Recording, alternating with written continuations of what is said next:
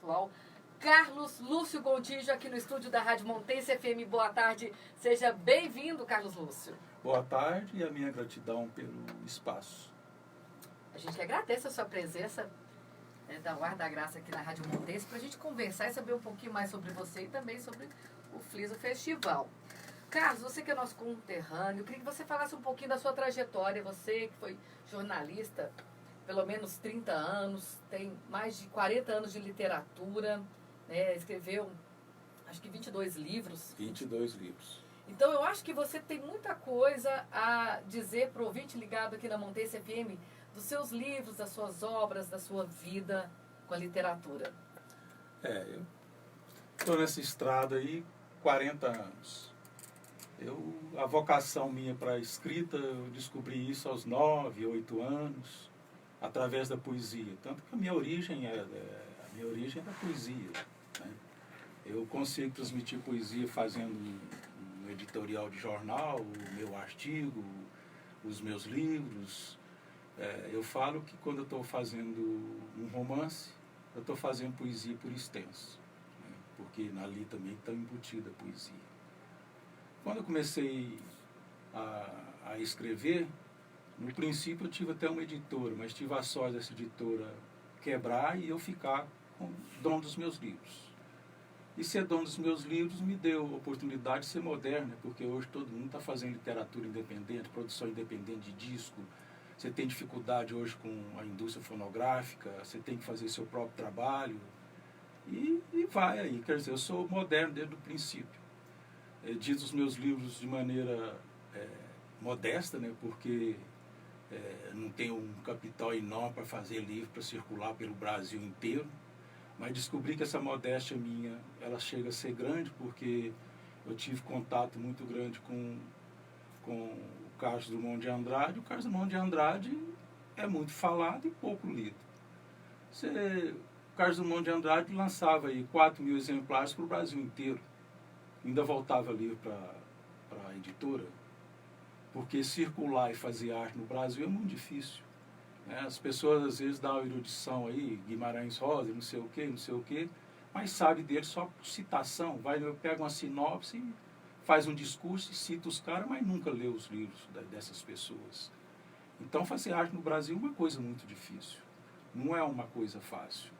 E esse meu caminhar que vem de tão longe, né? E ter essa produção, uma vez eu fui chamado para representar os autores independentes em Sabará. Cheguei lá, estava aquele punhado de autor independente. E era um festival também de literatura. E quando eu fui falar que o rapaz me apresentou, e na época acho que eu tinha 18 livros por aí, a hora que falou que eu tinha 18 livros, eu escutei só que não, como que esse cara consegue? E eu mesmo fico me perguntando como que eu consigo. Mas eu tive que abrir mão de muita coisa na minha vida. Abrir mão de uma viagem para o exterior, abrir mão de um carro novo, né? Porque a hora que eu estava querendo comprar um carro novo, eu juntava o dinheiro, aí vem o livro. Vem inspiração. Aí eu prefiro o meu veículo sob rodas, que é a roda da mente, né, que é o livro. Eu prefiro rodar através do livro. Eu acho o barulho do motor do livro mais bonito. E como você, Carlos, se descobriu escrevendo? Você falou que foi mais ou menos aos 9 anos. Você se sentiu uma criança diferente? Quando a turminha está lá brincando, eu estou aqui escrevendo. Como que foi esse insight? Nossa, eu gostei do que eu escrevi. Você guardava? Como que foi isso? Eu guardava. No início era debaixo do colchão. Depois eu fui mostrando. A minha mãe descobriu, né? E foi a primeira pessoa a me estender a mão. Ela viu o seu talento. Nossa, meu filho, como escreve bem. E isso é uma coisa rara até hoje, porque os pais querem que as pessoas se encaminhem para a profissão que dê muito dinheiro, né? Não pensa na felicidade que pode ser fazer o que gosta. E a minha mãe, há tantos anos passados, sabia que aquilo ali era a minha alegria, né? E me estendeu a mão. E não me estendeu a mão só dessa vez, não, porque quando eu editei o primeiro livro, eu não sabia que era 1.500 exemplares, e ela me ajudou. Ela saía na rua para vender livro de porta em porta junto comigo. Mãe é mãe, gente. Então, e o que eu notei depois na minha vida é que todo autor que eu encontrei, a primeira pessoa a estender a mão para ele é a mãe. Porque a literatura é uma coisa como que tem gosto de estrela, brilho de estrela, entendeu? Que parece um pássaro dentro da gente, no olhar do outro também. E geralmente quem enxerga isso é a mãe, entendeu? E você realmente vê tudo com poesia? Você vê até os dramas da vida, você vê as belezas da vida com a poesia. Você lia muito quando era criança? Sempre li muito. Mas a poesia, eu fiquei, quando o Bueno de Rivera fez um prefácio para mim no meu segundo livro, ele me chamou a atenção, né, mineiramente, mas foi uma puxada de orelha, né, que eu tinha talento, mas que eu tinha de murilar aquele talento. Que eu era uma pedra preciosa, mas para virar joia, gastava tempo. Polir com o tempo. Gastava tempo. E foi uma grande coisa que aconteceu na minha vida, que eu fiquei 10 anos sem editar um outro livro. Editei 2 livros em 77, só fui editar livro novamente em 1987. Então você se cobrava muito? Cobrava, porque você não... A única forma de uma pessoa ver o que ele é como artista é colocando a obra dele à prova. Colocar à prova é editar. Eu editei meu segundo livro. Eu mesmo vi que eu estava me repetindo, que parecia que eu não ia para frente, entendeu? E o puxão de orelha do Bueno me alertou e eu fui procurar um estilo próprio, uma maneira de me expressar, né, que fosse minha. Aí eu misturei, porque eu não gosto dessa poesia chorosa, melosa. A poesia tem que pegar aquela realidade e julgar ela de uma forma bonita, amenizar aquilo, mas falar sobre ela. Por exemplo, não adianta você... eu repito muito nas minhas entrevistas que a I Love You não funciona você morando debaixo da ponte, né? Aquilo ali é uma poesia que acaba. Eu não quero uma poesia que acaba por não ser verdadeira. A poesia tem que ser bela e verdadeira. É igualzinho à vida. A vida é muito bela, muito verdadeira. Tem a sua tristeza, está tudo ali embutido. Mas nem por isso a vida perde a beleza, né? E a poesia deve ser assim também. Você que recebeu várias premiações ao longo da sua vida, da sua trajetória, com o seu trabalho reconhecido, como você vê atualmente as crianças? Você acha que as crianças estão lendo mais, estão lendo menos, está faltando incentivo para isso? As crianças são a energia viva do seu país, né, da sua sociedade. Ela está ali para você fazer dela o que você quiser. Você é responsável pelo conteúdo que aquela criança vai adquirir. Se você não dá livros para aquela criança, se você não tem biblioteca, se dentro de uma casa, eu falo que tem casa aí que é casa fantasma, porque casa fantasma é uma casa que não tem nenhum livro, não tem uma biblioteca, não tem nada. Se aquela criança não convive com o livro, não adianta a escola preparar a criança, colocar livro na mão dela lá, porque a hora que ela vai para casa, ela não tem um exemplo, ela não tem nunca a mãe lendo, nunca o pai lendo, nunca nenhum tio lendo, ninguém lendo. Ela mesma começa a desvalorizar aquilo. A escola ensina e desaprende em casa. Eu trabalho com literatura infantil já há algum tempo. Eu fui lançar o primeiro livro infantil depois de ter caminhado muito, trabalhando com livro para adulto, porque eu tinha medo de trabalhar com livro infantil, porque o livro infantil ele é muito mais sério que um livro para adulto. Você, para falar com uma criança, você tem que descobrir uma maneira de tocar aquela criança. E outra coisa, a criança não tem aquela etiqueta social que não fala nada a respeito se o livro é ruim ou não.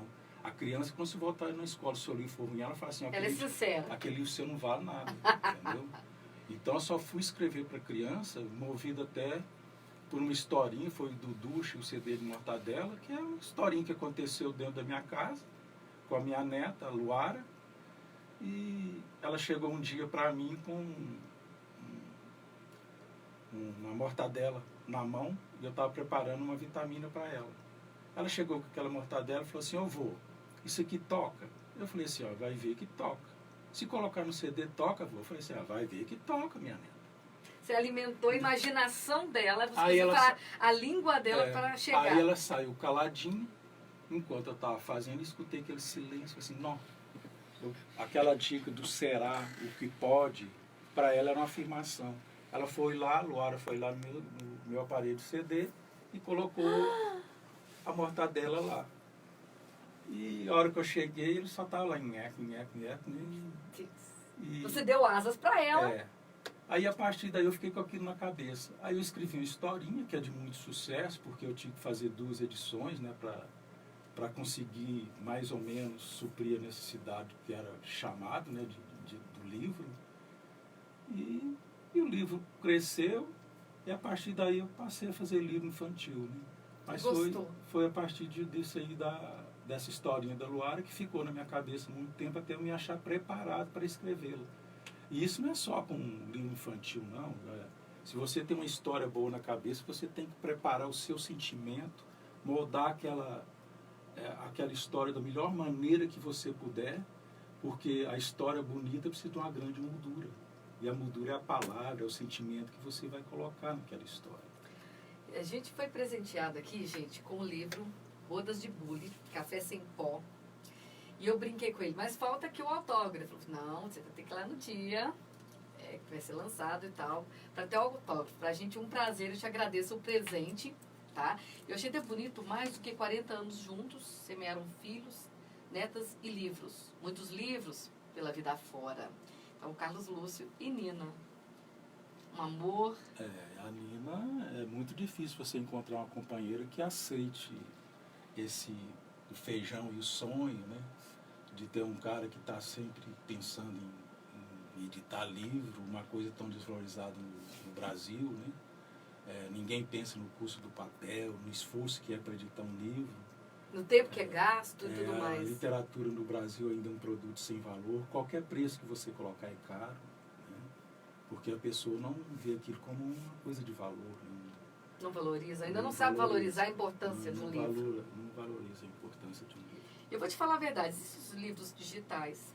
Mas o prazer de pegar um livro, de abrir as páginas, de ver as figuras, aquele cheirinho do livro novo e tudo mais, eu acho que faz assim, até um clima gostoso para ler. Eu sou daquelas que gostam de sentar, abrir o livro assim, e ler, olhar direitinho como ele foi feito, como foi, por que aquela gravura em determinado lugar, por que destacou a letra assim, e eu fico mais encantada. E você, para escrever, como que você escreve um livro? Você pega uma caneta, você digita, você vai mesmo no computador, você vai na máquina, datilografar? Num princípio básico, né, para te falar a verdade, ele começa sem nada, sem papel nem computador. Ele fica na minha cabeça há muito tempo. E sua inspiração vem qualquer hora. Ou você senta, não, agora eu vou concentrar no meu livro. Ou você está lá dormindo e vê aquele site, nossa, isso podia estar no meu livro. Quem nasce com esse dom, a cabeça está sempre em efervescência, né? Está sempre trabalhando. Sempre está descansando, trabalhando. Mas está produzindo. Quase todo mundo que é escritor dorme mal, entendeu? Eu, por exemplo, se eu dormir mais de 5 horas, é como se eu estivesse numa ressaca danada, né? Porque é o tempo todo pensando. Todo mundo fica pensando que a inspiração vem a qualquer hora, né? Você está preparado a qualquer hora para escrever alguma coisa, porque você está se inspirando o tempo todo. As imagens estão vindo para você o tempo todo. Tem uma energia no ar que ela procura quem tem esse dom, entendeu? Para se expressar. As energias querem se expressar. E você tem que fazer na hora que elas vêm. E aquela pessoa ali é aquele canal.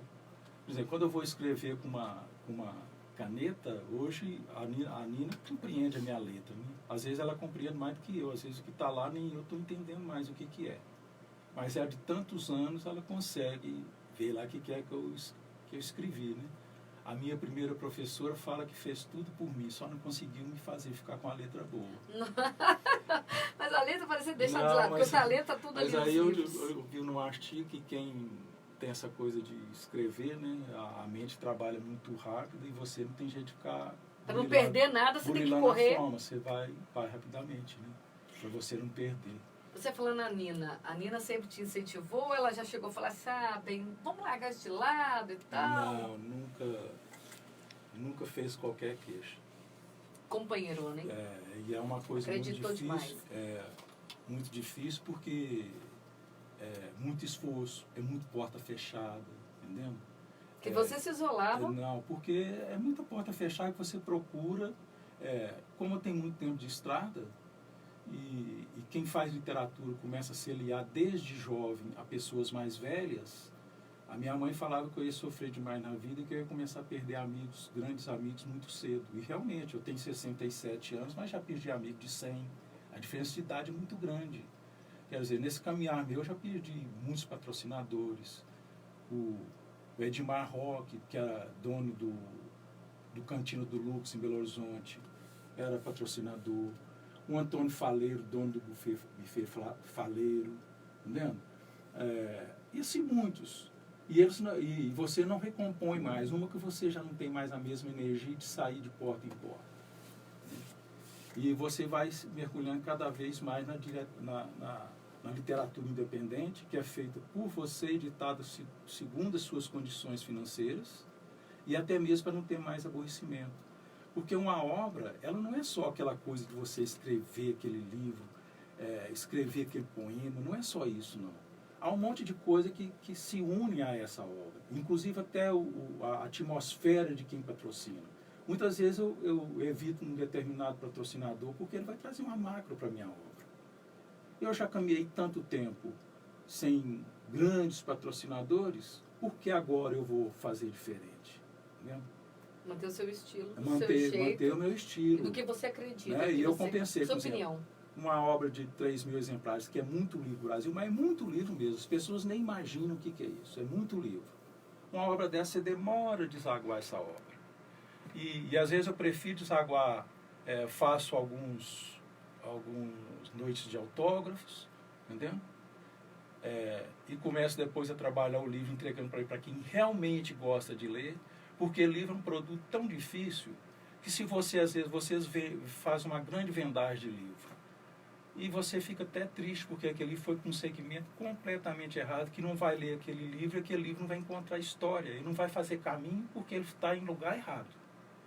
E quando uma edição pequena, ele tem que encontrar quem o abriga. Fazer um livro é como ter um filho, fica uma gestação de tempo, de atenção, de dedicação. É a mesma coisa. E até, para te falar a verdade, até em condição muito mais séria. Porque um livro parece que ele não cresce nunca, você tem que estar sempre protegendo. Os poemas meus que eu mais gostava, eu fiquei replicando esses poemas, replicando, para eles crescerem. Por exemplo, o Sangue Montanha. Se eu não preparasse aquele poema e gostasse dele, sentisse eu mesmo valor nele, e trabalhasse tanto, ele não seria tão conhecido como é hoje. Vou aproveitar que você tocou no assunto. Você tem vários poemas falando de Santo Antônio do Monte, não é verdade? Você sempre quis retratar o seu estilo nos poemas e sempre lembrando da sua terra tão querida. Exato. Isso é muito importante. E como você, por exemplo, quando você chega a conversar com outros amigos que também, né, mexem nessa parte de poema, literatura e tudo mais, será que eles também fazem isso pela terra? Será que eles elevam o nome da terra? Na maioria das vezes não. Isso é uma característica, né? Cada um tem a sua característica. Uma pessoa que sai do interior, às vezes, se apaixona demais com a cidade grande, e lá ele fica. Ele fala na cidade dele com certa saudade, mas ele jamais vai fazer o que eu fiz, sair de lá e vir para cá. Você fez o contrário. Né? Eu saí lá de Belo Horizonte e retornei à minha terra. E retornei à minha terra vivendo o mesmo estilo que eu sempre vivia. Porque o lugar para quem faz poesia, para quem escreve, ele tem certa importância, mas não, o cara que escreve realmente ele é cidadão do mundo, ele precisa de um lugar que o abriga. Né? Eu aqui em Santo Antônio do Monte, as minhas referências todas estão aqui. Até a referência principal minha, que é a minha mãe, que está sepultada aqui no cemitério de Santo Antônio do Monte, né? E quando eu não estiver mais nesse mundo, alguém for estudar a minha obra, tem poema para tudo quanto é lado, tem poema dentro do cemitério, tem poema para tudo quanto é lado. Eu nunca me recusei, por exemplo, os amigos meus, todos os meus amigos que morreram, receberam alguma homenagem minha de alguma forma. Nossa. Porque a minha forma de expressar, de viver, de demonstrar fidelidade é essa aí. É com a palavra que eu tenho. A palavra que você tem, ela é para confortar os outros. Um livro é um material de conforto, é um material de visão de mundo. É uma coisa que você faz pensando num mundo melhor. Né? Para acrescentar alguma coisa à pessoa. Para acrescentar alguma coisa à pessoa. Carlos, a sua trajetória tem quando você trabalhou no Diário da Tarde. O Diário da Tarde te incentivou mais a escrever, você não tinha tempo, mas aprendeu muito lá dentro. Como que foi? Os melhores amigos que eu tenho, os melhores, com toda certeza, eles vieram pela mão da palavra. E quando, no Diário da Tarde, eu tinha um artigo semanal, e que, modéstia à parte, era muito lido, eu fiz grandes amigos através do Diário da Tarde. As pessoas subiam as escadas para conhecer o autor do artigo e ficavam amigas. Isso aí eu fiz prefácio para alguns, tem homenagem de alguns com o livro. Um senhor, às vezes, com 88 anos, subiu um dia as escadas, um senhor baixinho.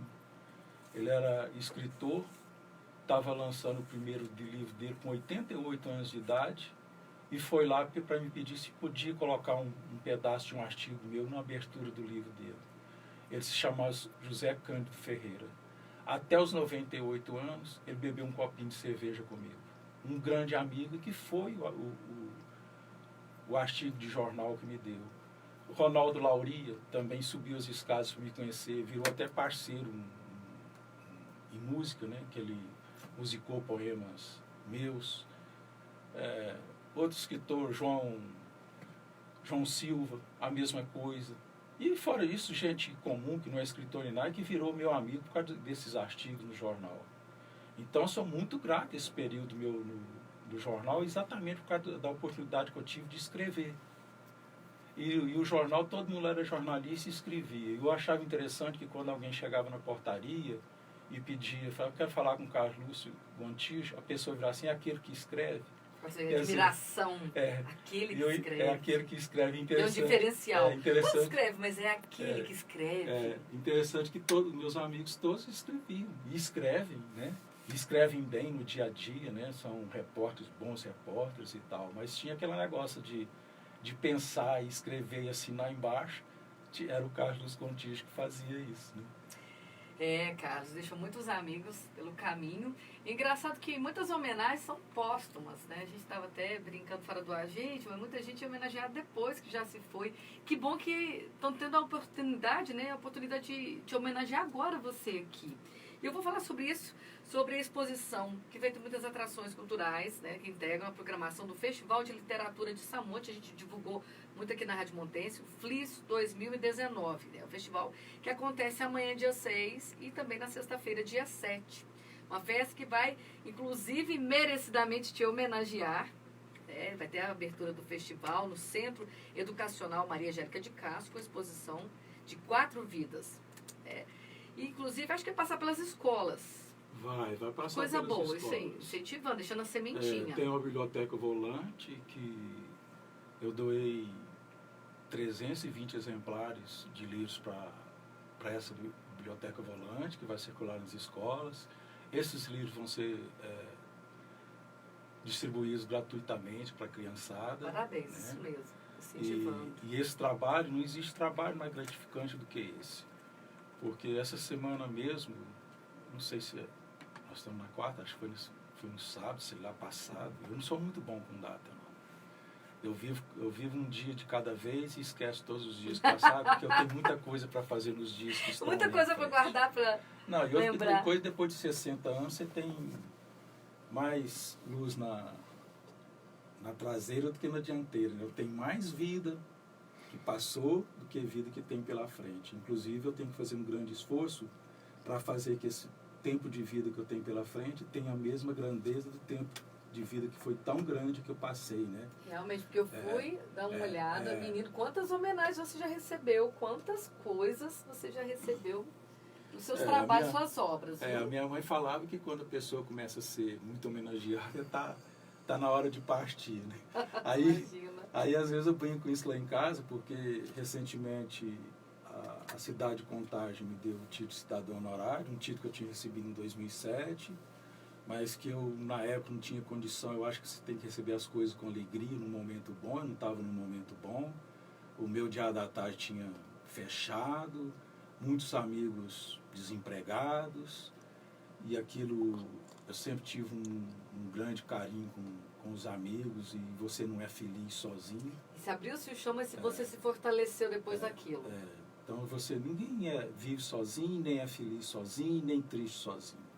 A gente tem aquelas pessoas que a gente gosta e que estão em torno da gente. Aí eu fiquei esses anos todos sem receber o título, e recebi ele em novembro passado.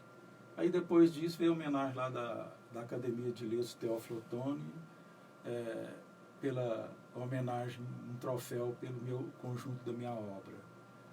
E essas coisas. Agora vem essa homenagem, que eu estou inclusive fingindo de morto. A gente acha engraçado ele falar isso, fingir de morto. Eu não estou me metendo o bedelho no que eles estão preparando, porque acho que a Secretaria de Cultura foi ousada.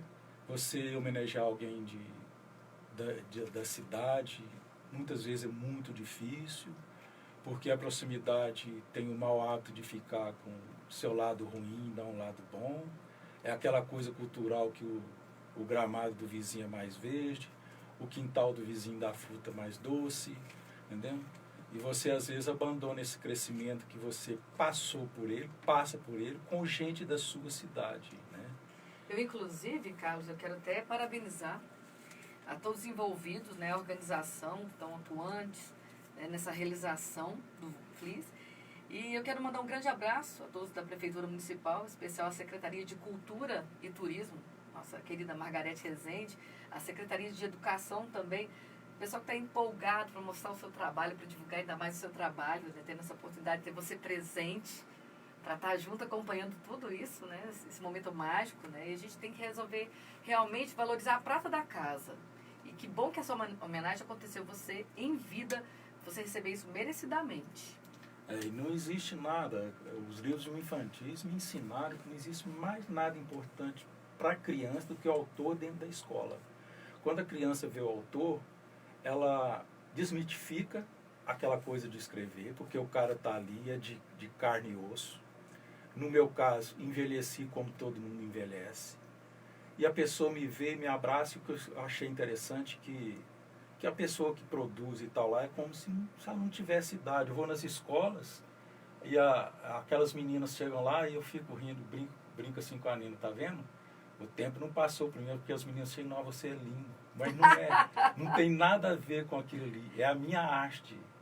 Ela vê em mim a face da minha arte. Eu achei legal que pegaram os livros, né, e fizeram peças para as crianças poderem absorver mais essa essência do seu livro. Eu achei muito legal que isso continue se propagando, o pessoal fazendo isso, porque é mais fácil a criança também entender melhor o que você queria deixar para elas. Eu sou muito grato às professoras de São Antônio do Monte, porque já há muito tempo elas trabalham os meus livros, né? Já há muito tempo. E essa coisa de mão dupla, né? Eu fico dentro de casa, gosto de ficar de chinelo, uma roupa rasgada e tal. Minha vontade. Mas se chega uma pessoa, eu recebo aquela pessoa do jeito que eu estiver. A sua simplicidade. Foi igualzinha essa criança que foi lá em casa, né? E que me abraçou com tanto carinho semana passada. E que chama Pedro. Então Pedro chegou lá e chama Pedro Nicolas da Silva.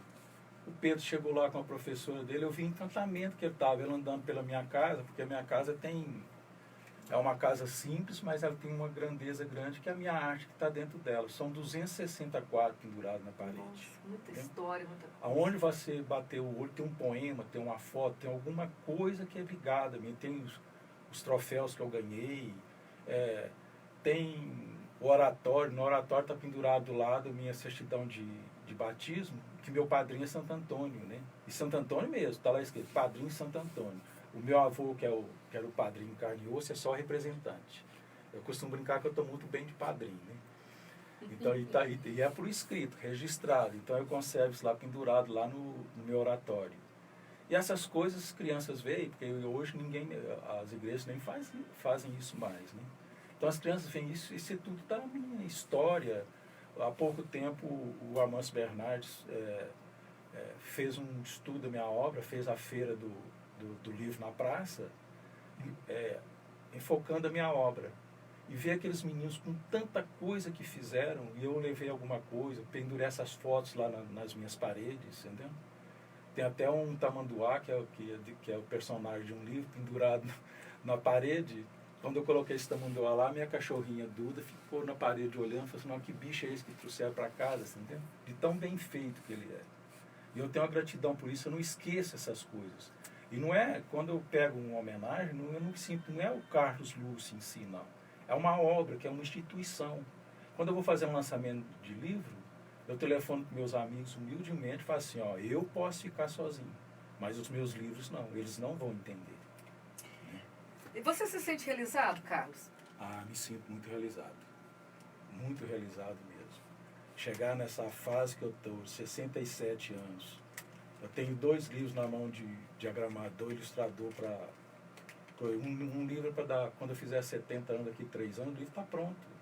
Né? O meu livro de 70 anos, e que é um livro de poesia que pega um verso do primeiro livro meu e serve de título. Né?